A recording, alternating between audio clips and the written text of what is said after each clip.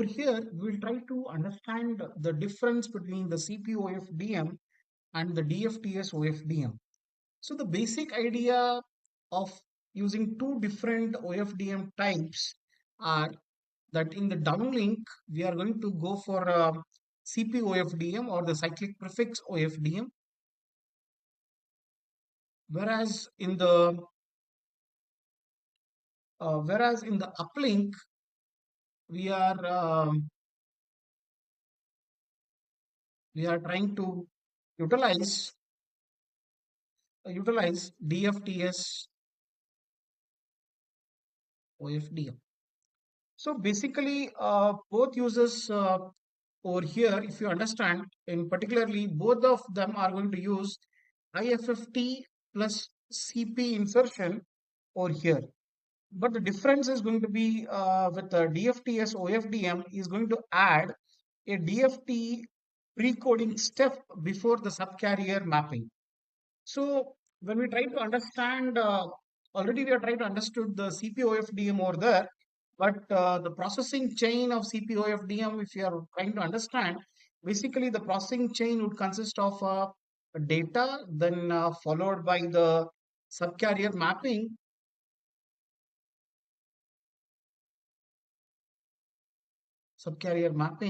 then followed by the IFFT, then followed by the CP insertion. So in particular, the CP-OFDM, each subcarrier carries an independent QAM symbol. So this is going to allow a high spectral efficiency and an easy MIMO operation. So the final equation of this is going to be mathematically modeled as x of n is equal to summation of k is equal to 0 to n minus 1 x of k e raised to j 2 pi k n by n. So x of k is basically the QAM symbol on the subcarrier. Then the x of n is a time domain OFDM signal. So the key point over here we need to understand is that high PAPR ratio is going to be not ideal for the uplink transmitters, that is in the UV. So when it comes to the DFTS OFDM, which we are going to use in the uplink, the processing chain would be something like this. That is the data that is going to be followed by the DFT. This is what you are calling as a transform pre-coding over here. Then this is going to be followed by whatever is being followed in this CP-OFDM, that is the subcarrier mapping, followed by IFFT, then followed by the CP insertion. So this is what is going to be done over there. Then basically the DFT step that we are going to follow over here, this is going to help us in spreading each data symbol across the multiple subcarriers. What happens with this is it is going to behave like a single carrier system such that it is going to reduce the PAPR to a greater level such that it becomes a power efficient for the UVs that we are going to use. So over here, what happens is the equation, the mathematical model is going to be something like this, represented as x of n is equal to 1 divided by n summation of k is equal to 0 to n minus 1. We are going to obtain this m summation of m is equal to 0 to m minus 1 d of m e raised to minus j 2 pi m k divided by m, then e raised to j 2 pi k n. So this d of m is the input symbol and the inner DFT spreading operation we are going to observe over here. With this, like the key point that we can remember is that lower PAPR, less distortion, and a better for the uplink power amplifier is the major thing.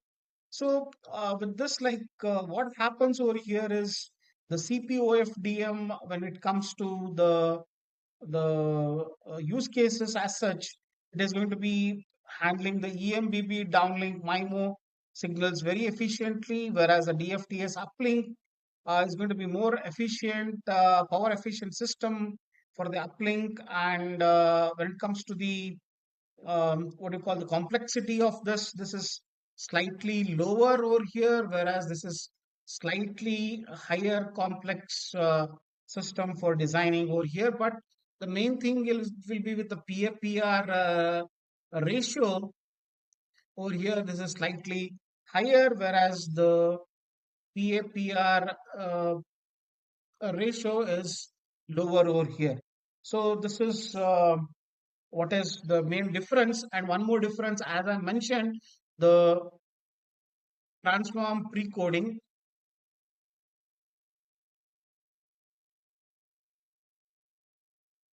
is the extra step that is going to be there. Otherwise, the processing chain is going to remain similar in both the cases as we are seeing it over here. So this MATLAB code is trying to give us the information or visualization about the CP-OFDM versus the DFT-S-OFDM in time domain. Basically, the object was to generate and compare the CP-OFDM and DFT-S-OFDM waveform in time domain, and trying to give us a visualization insight such that we'll be able to understand both the uplink as well as downlink modulation techniques of uplink and downlink techniques of the 5G NR 5 layer, especially trying to highlight why OFDM is better suited in uplink due to its lower PAPR characteristics. What we are trying to do over here is we'll be generating the CP-OFDM and the DFTS OFDM waveforms, trying to visualize them in the time domain formats and try to understand how it is better over here. So what happened over here is we try to provide both the DFTS OFDM as well as CP-OFDM's time domain and PAPR analysis, and we are able to visualize the first three symbols of CP-OFDM and similarly the first three symbols of DFTS OFDM, and the instantaneous power PAPR, how much was there, and this has resulted in 8.16 dB for these metrics that we are trying to use. So the metrics is there in our code that we are going to share with you.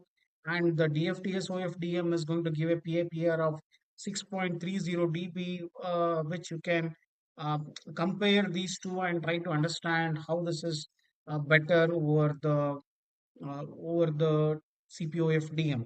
And when we compare the PAPR and what percentage of that is reduced is by 34.81 percentage is there is a reduction in PAPR when it compared with when DFTS OFDM is being compared with CP-OFDM over there.